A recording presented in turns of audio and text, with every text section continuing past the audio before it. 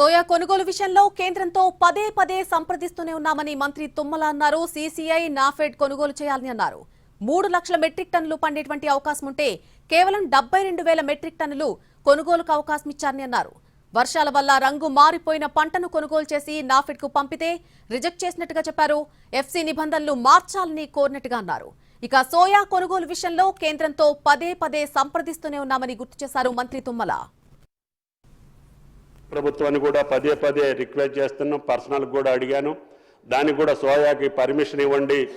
ఆదిలాబాద్, నిజామాబాద్, కామారెడ్డి ఆ జిల్లాల్లో ఆ పంట ఎక్కువగా ఉంది కాబట్టి కనీసం ఎఫ్ఏక్యూ నామ్స్ కూడా కొద్దిగా వర్షాల వల్ల డిస్కలర్ అయింది. దాన్ని మేము కొని కేంద్రాన్ని నాఫెడ్కి పంపిస్తే కూడా నాఫెడ్ రిజెక్ట్ చేసి మళ్ళీ ఆ సోయా మాకు వెనక రిజెక్ట్ చేసింది అధ్యక్ష. అందుకని కేంద్ర ప్రభుత్వం మీద ఒత్తిడి తీసుకొస్తున్నాం. బీజేపీ పార్లమెంటు సభ్యులకి, కేంద్ర మంత్రులకి, ఈవెన్ శాసనసభ్యులకు కూడా మీరు ఢిల్లీ కూడా పోయి మీరు ప్రెషర్ పెట్టమని చెప్పి కూడా గౌరవ సభ్యులకు చెప్పడం జరిగింది. కేంద్ర ప్రభుత్వాన్ని కూడా పదే పదే రిక్వెస్ట్ చేస్తున్నాం. పర్సనల్ కూడా అడిగాను. దానికి కూడా సోయాకి పర్మిషన్ ఇవ్వండి. ఆదిలాబాద్, నిజామాబాద్, కామారెడ్డి ఆ జిల్లాల్లో ఆ పంట ఎక్కువగా ఉంది కాబట్టి కనీసం ఎఫ్ఏక్యూ నామ్స్ కూడా కొద్దిగా వర్షాల వల్ల డిస్కలర్ అయింది.